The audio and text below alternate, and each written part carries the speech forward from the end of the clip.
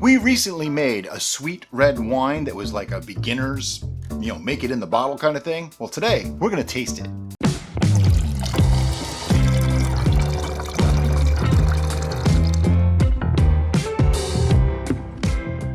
All right, really simple. I'm going to pop this open.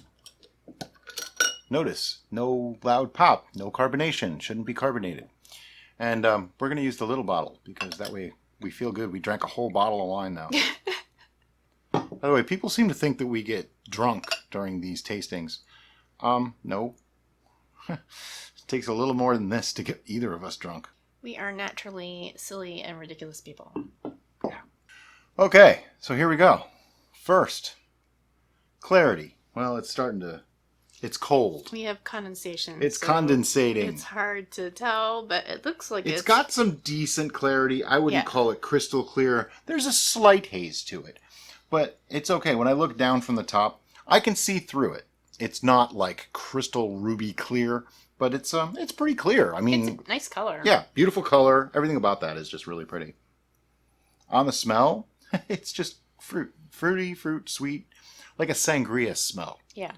Or if you've ever had Manischewitz wine. Yes. I'm almost convinced that they just make it in bottles of grape juice because it tastes just like this and smells just like this.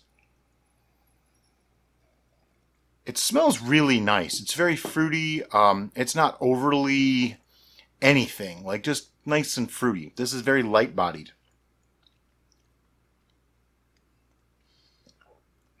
On the taste, it is certainly sweet, but it doesn't have that viscous... Oh, no, it's not cloying. No. It's a sweet wine. It's probably like a 1.020 finish in gravity. We don't have measurements for this one, but I'm guessing, just based on experience. It has a freshness. You know how some wines are kind of smoky and dark? Mm-hmm. This one is more fresh and light. Yeah, I like this one young better than when it's been aged. Once it's been aged, it takes on a little more astringency that I think is too much for this particular wine. And there's a strong tradition of drinking young wines all around the world.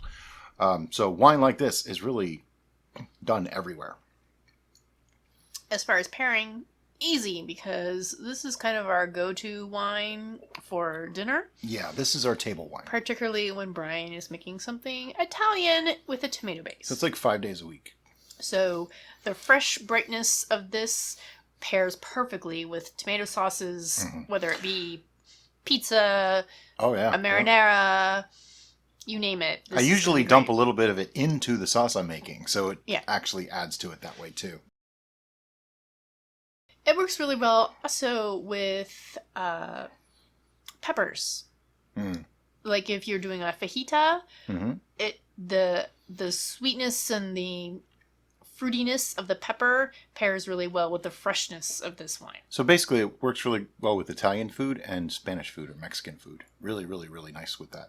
I don't know that I'd go with like a white sauce or anything with it, but anything that's dark. It goes really good with steak too. I mean, I'm pretty sure everything goes good with steak. Did you ever notice that? Like, can you have a bad thing with a steak? I mean, really. Personally, I just think Brian is trying to come up with excuses of why you should be eating more steak. Yeah.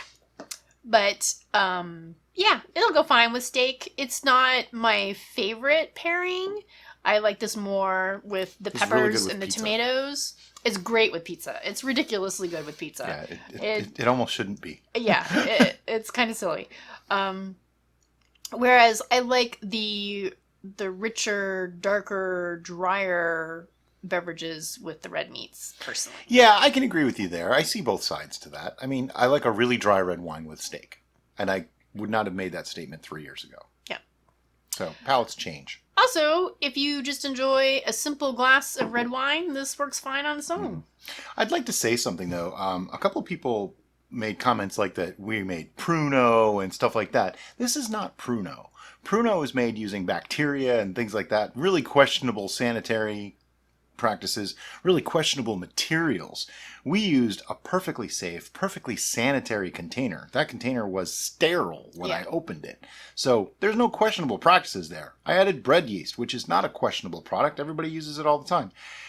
I'm not even being defensive. I'm explaining because some people seem to really think that if you use juice and you make wine, it's called pruno. That's not entirely accurate. Pruno's dangerous. And we've Homemade wine is seen not. similar comparisons between making wine with pre-juiced grape juice Versus and whole fruit. making cider with pre-juiced apple juice. People seem to think it's less. Like I see people do, I made wine using, and they put quotes around it. I'm like, no, you made wine. That's what wine is. Whether you juiced the juice yourself or you bought it pre-juiced, it's still juice. You still made wine. Yeah. You still made cider. It's still the same thing. As long as you have a quality juice that doesn't have any additives to it, then it's pretty much the same thing as using fresh fruit. The only difference is that you're not, in the case of wine particularly, you're not getting the tannins that are added by having the skins present. Well, another difference is you don't get the varietal differences. Like that's what makes a specific type of wine a specific type of wine, is they're using that variety of grape.